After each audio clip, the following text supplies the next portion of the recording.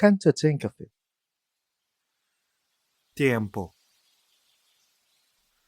After graduating college, I was invited by a fellow Bosconian for a job opening.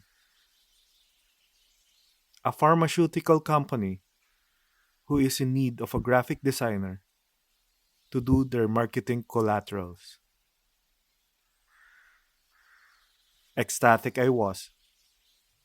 I even invited my friend Oliver to go with me as he is also looking for a job. We arrive at the place where we were asked to go, a corporate building in Ayala, Makati. Confused with the environment we came across, we were asked to proceed to a room full of individuals from all sorts of socio-economic classes. Lo and behold, we were at a networking event. Power. We were trapped and ended up finishing the presentation. Good thing I had my friend with me. We just made fun of the situation and charged it to our experience. One key thing I got from the speaker is good morning. He stated that even though it was a late afternoon talk, he still greeted us good morning for the reason that besides being polite and welcoming, it makes everyone feel valued. Morning good, KaCantothinkers, especially to you, Doc, who invited and tricked us that it was a job opportunity. Shout out to Brotherhood Oliver. God bless to your growing family. Also, good luck to my fellow batchmates, batch 2005. Good luck on the ongoing One Bosco Basketball League. Almost all of us, in a certain time of our lives, were vulnerable to being tricked, deceived, misled, and cheated, scammed with hard earned money, framed to a crime, worst, wrongfully killed. Moving here and slowly meeting diverse people from all over the world, I realize that everyone has trust issues. Is it just me or the world make us build our walls? Personally, being deceived in a shallow manner is just a head scratch moment, especially if I see the person who fooled me has a good reason. Case in point, on the earlier story, he did that so he can have extra money for his med school. And I am happy for him that he is now a doctor. As everyone knows, the painful ones are the ones made by the people we trust, the people we let ourselves be vulnerable. Katy Perry once tweeted, "Time, the ultimate truth teller." The passage of time is necessary for healing, but at the same time can be painful. Society has segregated expressing emotion in gender categories. Men are expected to be stoic and tough. If we express our emotions, we are considered weak and vulnerable. Society expects men to solve problems and prioritize addressing issues over discussing our feelings.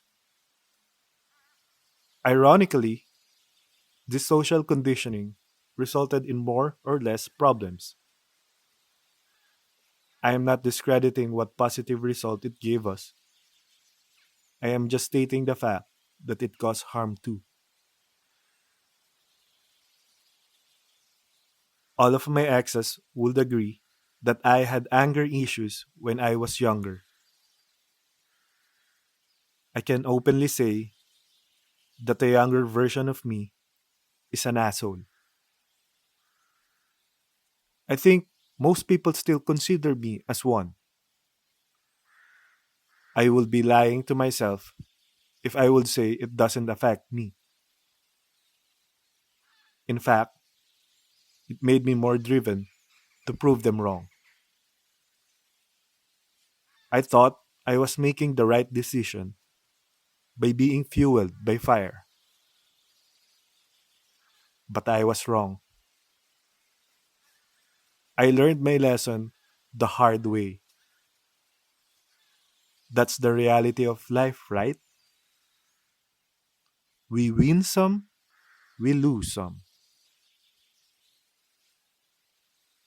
Some people deserve to be kicked out of our lives, especially the people we gave respect to, even though they don't deserve the respect at all.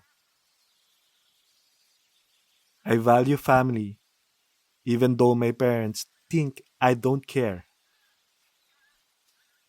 I learned it through my late grandfather. Every good thing in my character is because of him. Since he passed away 4 years ago, I told myself I need to be better in the name of my tatay. I really could not imagine that I would cut off a family member in my life. It's not in me, but it needs to happen to let them know that they crossed my line. I value integrity, and I don't want to bend just because it's family. It is not lying to me about a job opportunity and turns out to be a Fonzi scheme. I once told my friend that I don't build walls, but rather I make sure I maintain my foundation sturdy. At the end of the day, I need to make myself safe from distractful entities. This decision is not fueled by fire. Trust me, if it is, it would have been more tragic. People involved know the truth, and no amount of mind conditioning would change that. In time, I can forgive, but respect would not be given anymore. I started this podcast as a passion project to express my sentiments in my daily life here. Most of the time, because of being focused on my career, I set aside my well being. So, pardon me if my episode conveys negativity. And thank you if you still choose to listen. In line with that, I started my newest passion project, a short form documentary about passionate and hardworking people, regardless of circumstances. In today's society driven by money and fame, it is just right to give the spotlight to those who can show the light to everyone who are in the darkest place. Before, I was just dreaming to do things like this. I am grateful for all the opportunity I was given to share my skills and to create stories to everyone who choose to believe in me. You can check it out on my Instagram and Facebook page at Chief Husky Creates. Kakanto Tinker. Every day is an opportunity to make our lives better. I just hope you don't harm others just to make your life better. Don't cross the line of the people who believe in you, especially if it is your family.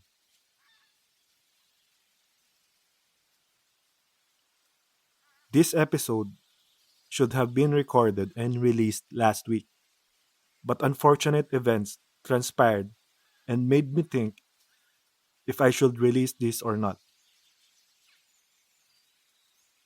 After 2 years of working in a family owned business, the time has come for me to move out of my comfort zone and begin my new chapter of life here.